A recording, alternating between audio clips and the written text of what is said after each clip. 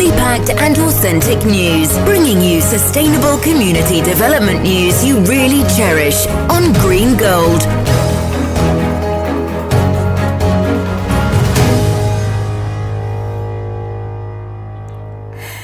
Anyway, so memo wajo emu akwaba High Green Gold TV emre aso se nyumre no nso akan kasebo metena se ede esumusima eduasamu anyway wosonfo eyenana ekua ejewa kodie afi ensem no yenti nanim bi emra Mrashe bedwem ena samre die yade speaker ere nsem atudwa se enye hwehwemu mapa ekoso efa eye Naimos attack ye komo eso no wo sisi ano die mrashe bedwem wo mo airtai san hwehwemu no echi eyie Sanso ena enra danso no update eno efa abato ekoto ye ewo 2020 ena afenso no 2024 menteme ho ase a esimu nyina no interior minister ede ho ensem ebetu edwa Samates Timber and Plywood Company Jumeko Sonkwa, or Mababade, Ewo, Eye Summer Boy Credo, Seban say, Impuntio, Encoso, Ewon Potima Hodua, Womo Madin Ye Pa, Ewomo, Namada,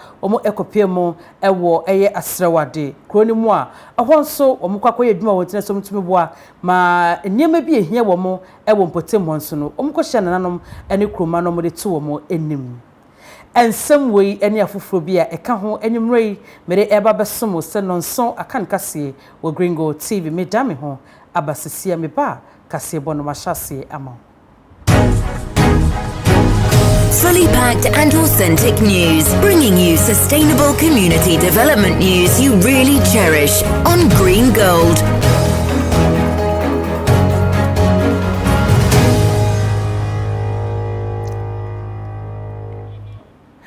Mame enna wase papa pase ofidie no eda hanu se me sheka sebo no ase ede ma de na me hyase edi efri mrahye bedwem chemi peni a honom onmonyamfo Alban Sumana Backbane ede atudwa se sa eye mentime hwase a esiye e wo hwidie mu e wa hafumantemu no mrahye bedwem mo nyina no de omo support na so mo tita nyina no ede tai eye nhwehwemu no echi se ne betumi aboa ma nhwehwemu mapa etumi akoso eyie e wo sa ensem no emu The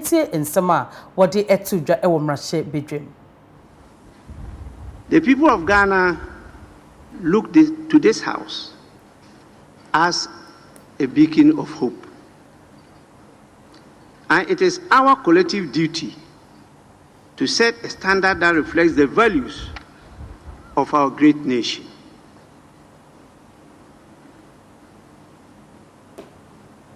I want once again to take the opportunity of this formal communication to remind all of you that our actions and inactions carry immense power, effect, and impact on Ghanaians and the world at large. I have therefore instructed the Office of the Clerk and the Legal Services Office to provide all the needed support to the investigation by the Ghana Police Service within the framework of the 1992 Constitution, the laws of this country, and the standing orders of the House. I am made to understand that the member has voluntarily submitted himself to the Criminal Investigation Department of Ghana Police to assist in the investigation.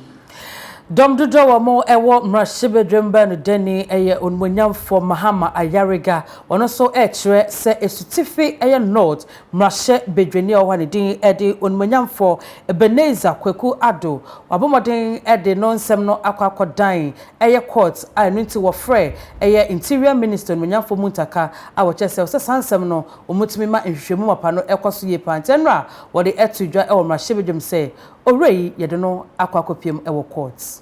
Let me indicate that yesterday I got a call from the Minister for the Interior, Honorable Muntaka, that the IGP needed the member for interrogation.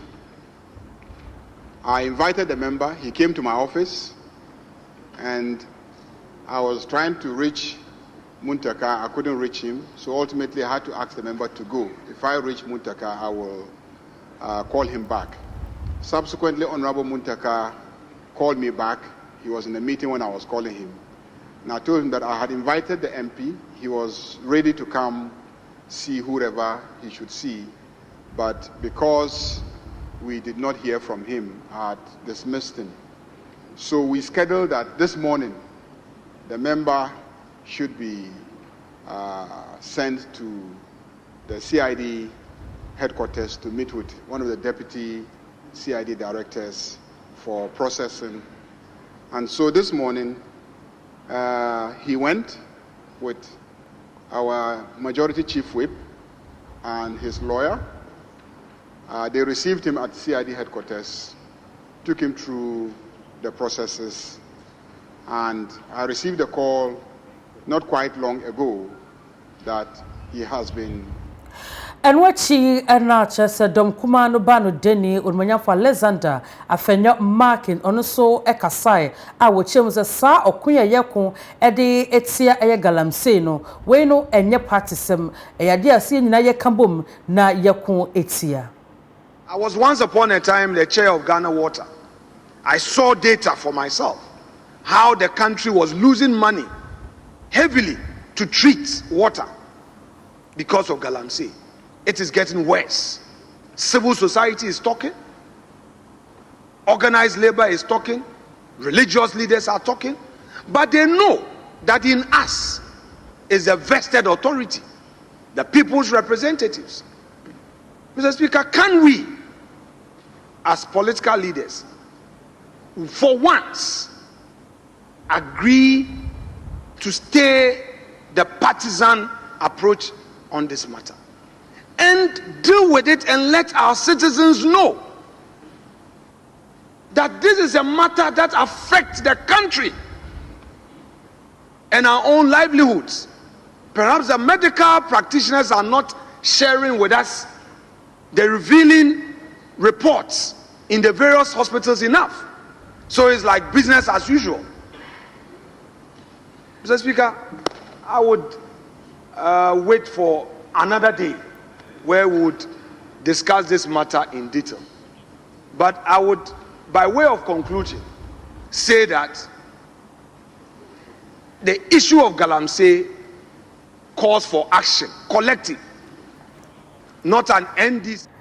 Yenta so na yenko ensefufuro mu emfa emaw enada ena chese abato ye to ye ewo 2020 no afino emo na afenso no afi etwemu ye meche 2024 no na onim se du abato bia na chese menteme ho ase ebe mu ma enam so ema interior minister onumonyamfo Muntaka Mubarak ono so enra ogina simpeni apaso efre ensemchofo ede ho ensunsuaso anase update ni nyina no etumi de eba a wo chemu se abato mienu anase mfie nemu no be mfie nan echi ye kokoto ye 2020 mu ene 2024 no mu no nipadodo mo ehwe wo mo enkwa eye du enum wo mo nso a wo mo eprepra ye so eye eduanan.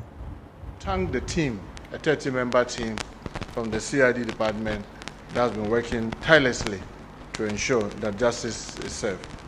So without further time, I'll just go ahead. So Government Communication Minister, the Deputy Minister for Interior, the Acting Chief Director, Minister of Interior, the Inspector General of Police, representatives, members of POMAG, directors from the Interior Ministry and the Information Service Department, members of the press, ladies and gentlemen, good afternoon to all of us once again. It gives me a great sense of duty to present to you all the outcomes of the report on the 2020 and 2024 election violence which occurred across various centers in the country. Ladies and gentlemen, elections in Ghana in recent times have been characterized by violence in various forms. In 2020 and 2024 general elections, we recorded some isolated incidents such as violence resulting in loss of lives. To address this recurrent and bring justice to the victims, The President, His Excellency John Dramani Mahama, directed the formation of a special investigative task force to re-examine cases of electoral violence fatalities, identify the causes, hold perpetrators accountable, and propose measures to prevent further occurrence. On January 16, 2025, the Inspector General of Police inaugurated a special task force within the Criminal Investigation Department, CID, of the Ghana Police Service. The mandate of the task force was to collaborate with the stakeholders to identify, review, and investigate all electoral violent cases that resulted in fatalities during the 2020 and 2024 general election. The Special Investigation Task Force identified 12 cases that took place during the 2020 and 2024 general election. These cases had resulted in 15 deaths across the country, and well over 40 individuals got injured.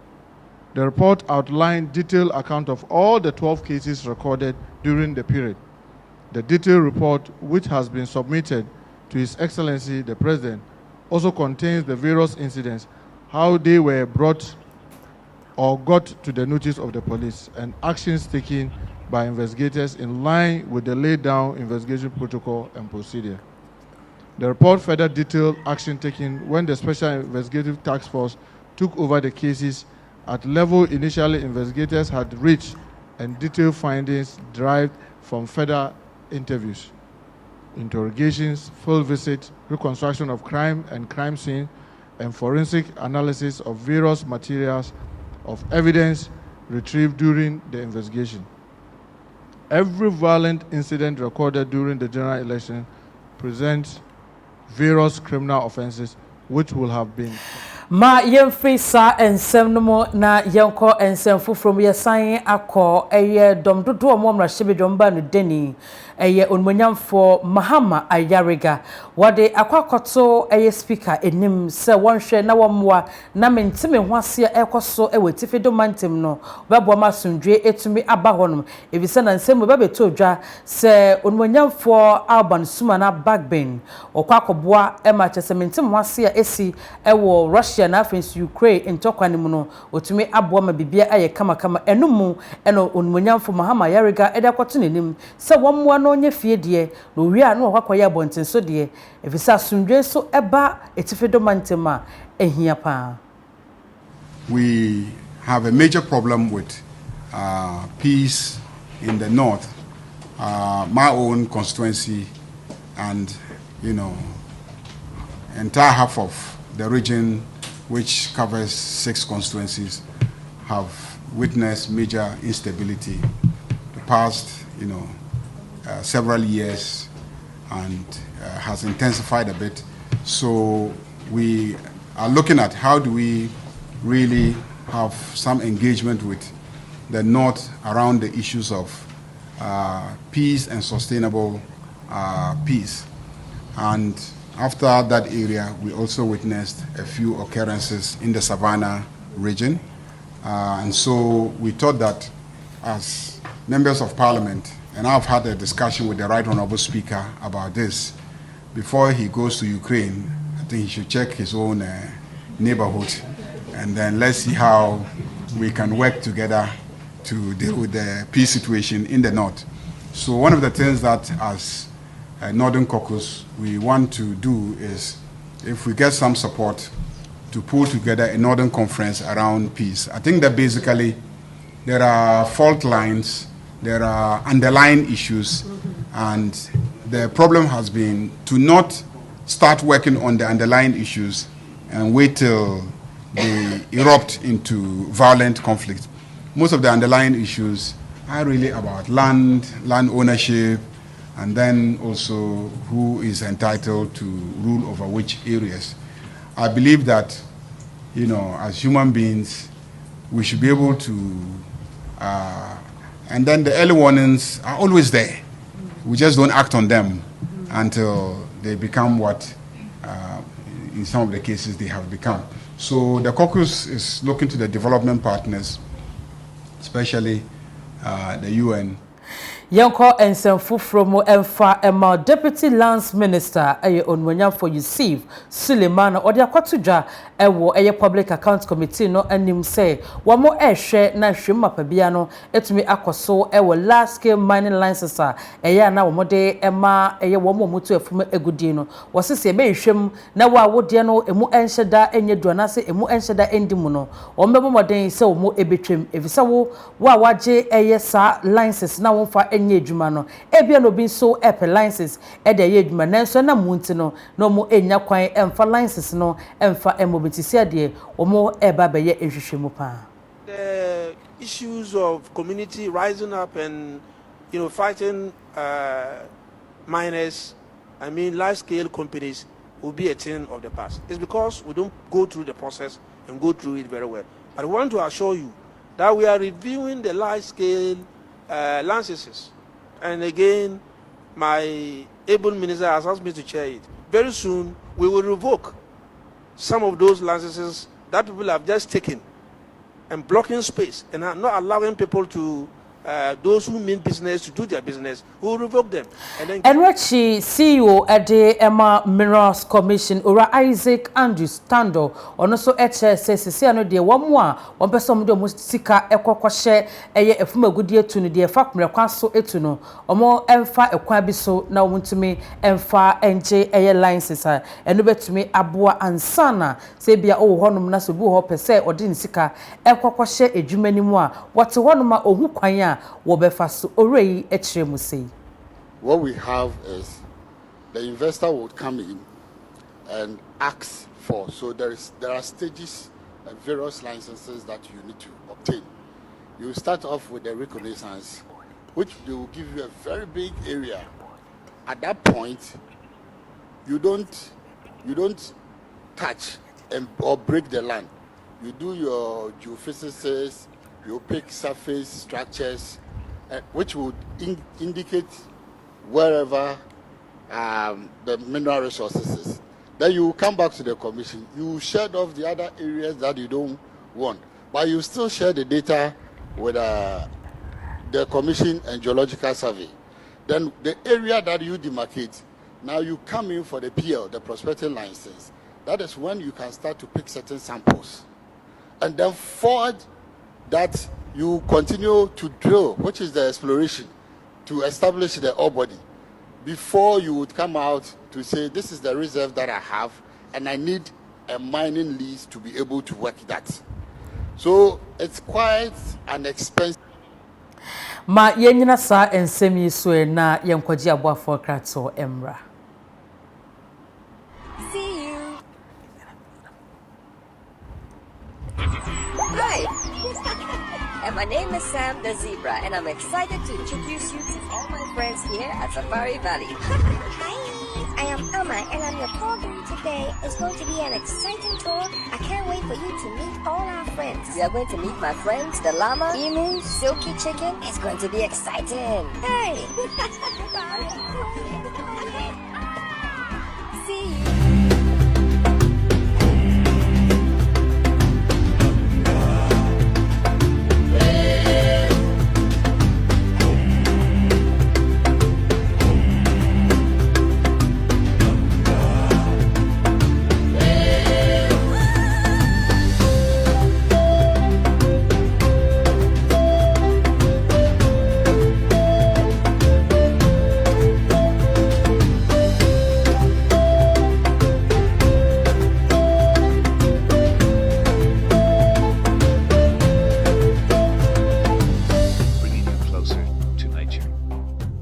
Afedia ya tiasemde Ojaba Drilling Company Limited aba ama yensunom aya kono na ehunso ate ensuo enkwane ade a se enka nipa ho a ya setena enyeye eno nti ehun behia se yensuo a ye no ye de ye ya ade nyina ehun bete Ojaba Drilling Company e de abefu fidie ene tu ensuo eno nti se ba ne se borehole drilling ana se ebura ana wo pe etu ewo fie ku school mu ene wo company a entwa wani hwe ba bia hwehwe Ojaba Ojaba Drilling Company Limited. Yeye geological survey, borehole drilling, pump installation, general pumping, polytank washing, and a generator services. Yesaya water treatment. Mfangone said ye ensuo city say ye enchirinsuo anase efin na akwadare mu a Ojaba Drilling Company Limited e de abefo mfidie be ye ho adwuma onumu a enkofa ohaw bia emrel enti individuals and companies se mo pe borehole anase ebura etua mekanfo Ojaba Drilling Company Limited e de amam trepen for 0554 482245.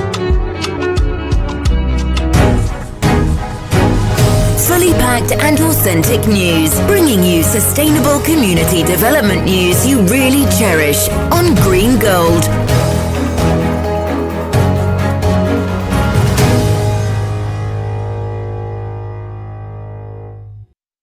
Sai enda wa CBO so fide no eda Green Gold TV na hwenwumre no so akan kase metwa so ede amado na meko awin mensin no emu na kroba kwa wa efre se yiwabra enkwanta samre wamo enya ohene a wo ba beboa mampuntuo etumi aba yiwabra enkwanta kro no emu enam so ema chese omanfo ena adofo a wamo ewo kro no nyina no ede enije ene eye dedeye ene hia empanifo bra na womode eye nanai eba na babetna ekonya so ahwese impuntuo betumi aba kro no emu na no nam so ema beye man chia mepeni insia wore ensem kakra edito ensem trofo enim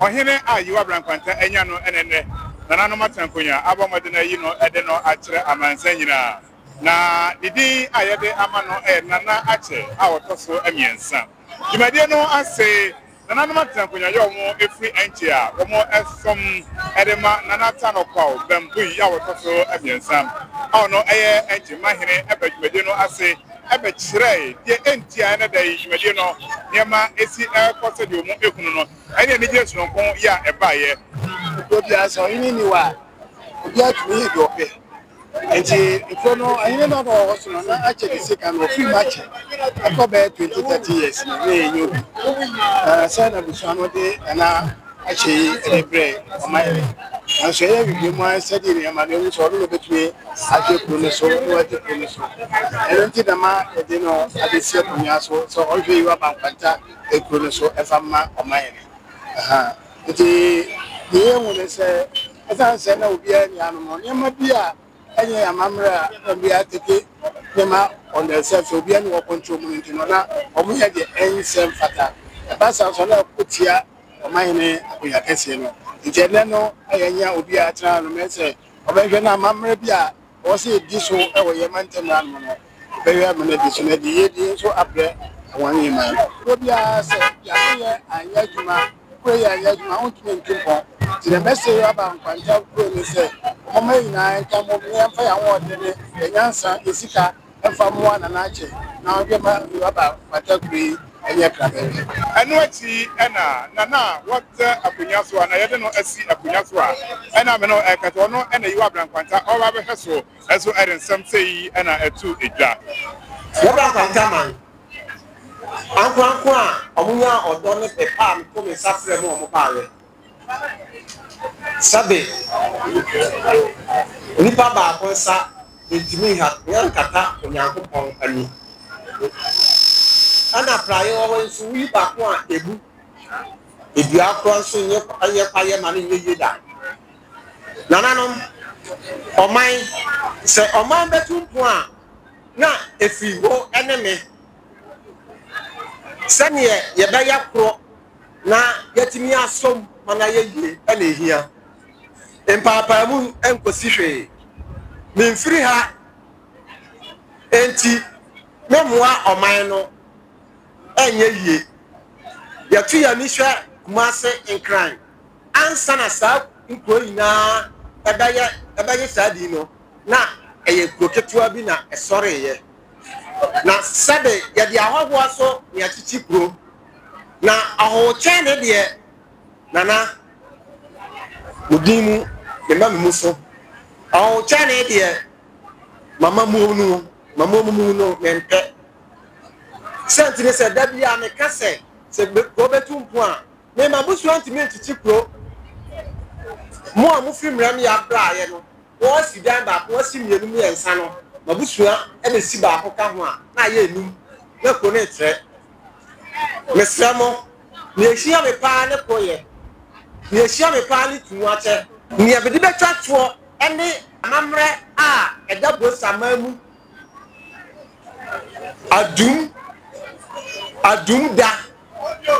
adum da eye miura amamre kese enti on to ne form sanso na me a mesom amano no me to ne form enti wo a woti ko bia mu na se wo betimi atra ko bia mu na wa ya adwuma ma na so ani a ne yewura ede da brebe no me de ba ma o man no se be ya mwanso ensi ho nana ekasa ewie ye wono ankasa ne twetwefo panyin so ere nsama hodo atudwa akire niso a yiwa Abrankwanta anya ewo enne dajumede kase a abomode na asodwa se de asi akwafa no yeda ayo man tano kwa bumbu atosu minsa a oda awonye traditional council no yeda na sekese pa se otumi etu nana no a etise emo mutumi ba beti dwumadie bia etise yakopon ena me da na se wa hye no ho nuna esan se de wasi amadwumadie no asi mu na ye be tise yeda hiniase ena misan da you Abrankwanta mindful na fast especially sama test company ene asofu ku na wo mu you Abrankwanta ha sama test timber and plywood company kase ya ewo mantemu eha ebo madre panan enso de ayede kase eba ya omo ebetro mani so na dwumadie no as a deputy human resource manager Chief Vincent Bebre and eba ya what is say yi etu edwa ebe America kredi na etu nsa frey say ene da ponda ewo you Abrankwanta na o shemre no na e say yesuso say de yankufa da ntemu anopa ewia maybe e bia ojima kotre na wo say ba ebe de abegina na chi ye ba ye kura yensem sika kane 50 million ye 5,000 Ghana cedis shnap pentu ana doko kettle miensa ana ade ba boa dwumedie na ne wo ni say nana che yankufa da entemu no na de wasi su no me jimi di say ebesa konkan mo bia hia bia wo se wo boae no se de na wo se boae e ba ne entu wodi no pese wo hyemu ma ye da wase bidi ade ohene na kwame amo green gold kase yiwa Abrankwanta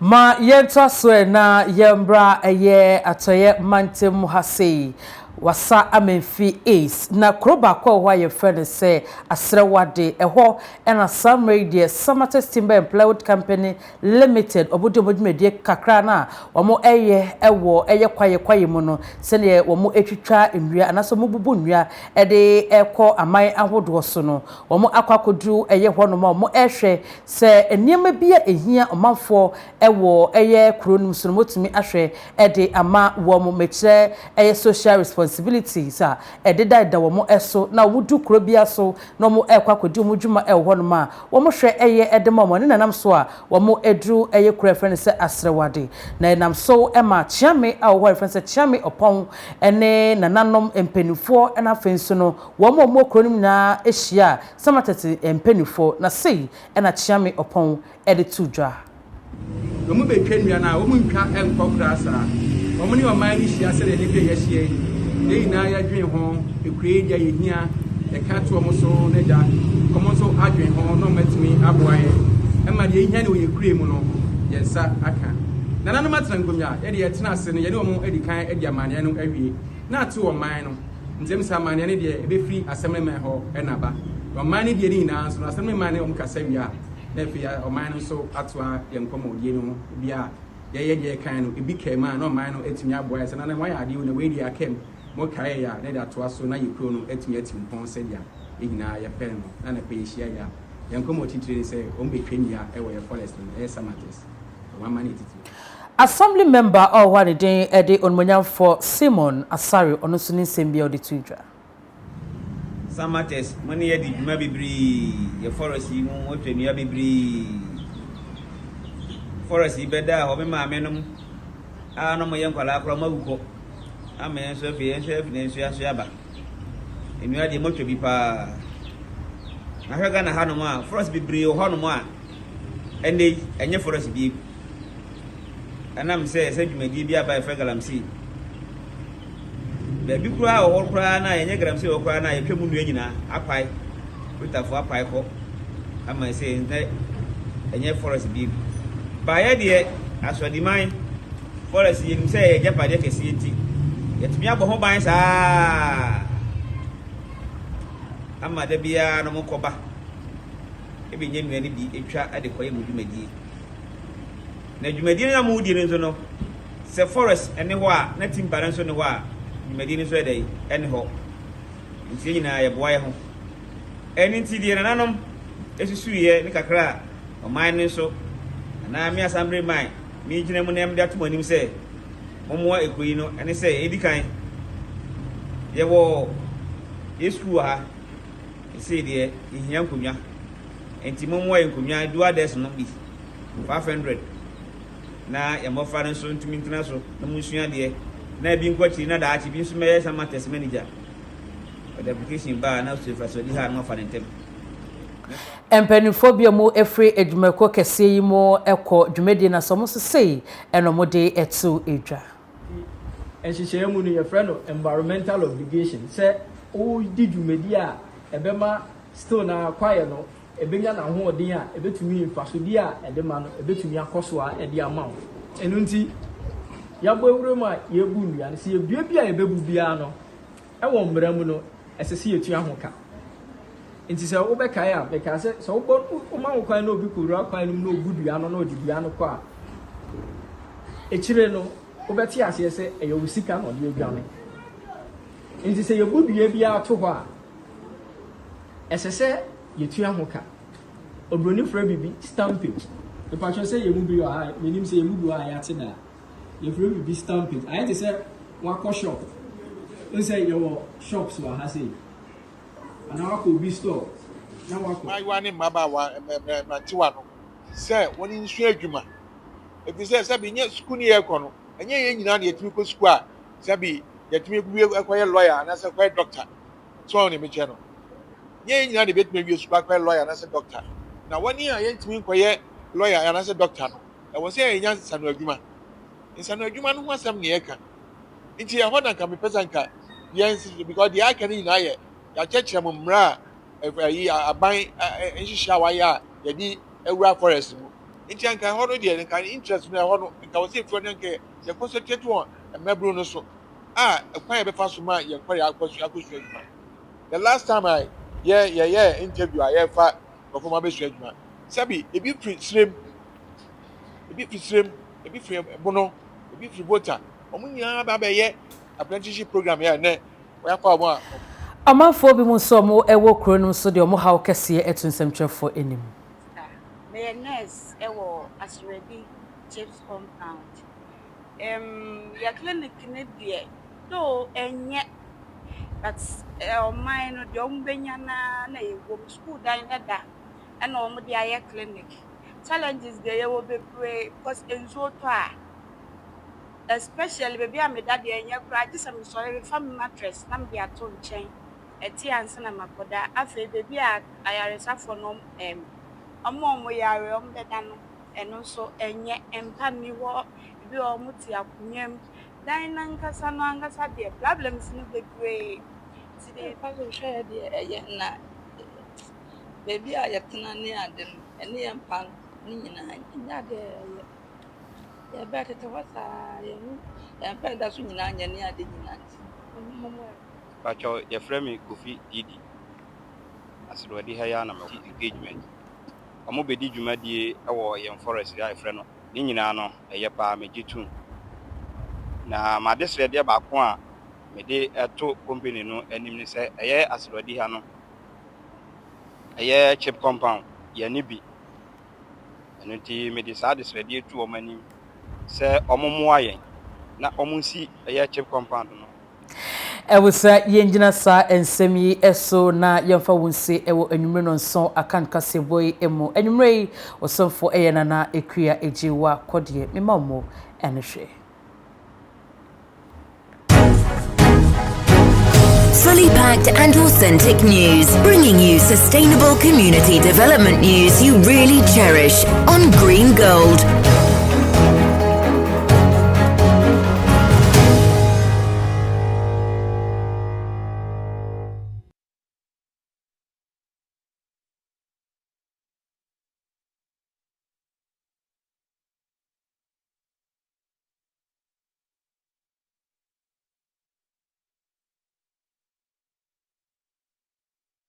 Afedia ya tiasemde Ojaba Drilling Company Limited aba ama yensunom aya kono na ehun so ate ensuo enkwane ade a se enka nipa ho a ya setena enye enu nti ehun behia se yensuo ayenom ye de ye ya ade nyina ehun bete Ojaba Drilling Company e de abefu fidie ene tu ensuo enu nti se ba ne se borehole drilling ana se ebura ana wo pe etu ewo fie ku school mu ene wo company a entwa wani hwebe bia hwehwe Ojaba Drilling Company Limited yeye geological survey, borehole drilling, pump installation, general pumping, polytank washing and a generator services. Yesanya water treatment emfa ho ne sede ensuo ne sitie say ye enchiri nsuo anase efin na akwadare mu a Ojaba Drilling Company Limited e de abefo mfidie be ye ho adwuma onum a enkofa ohaw bia emrel enti individuals and companies se mo pe borehole anase ebura etua me kanfo Ojaba Drilling Company Limited Eddie Amamo. Frepaying for 0554 482245.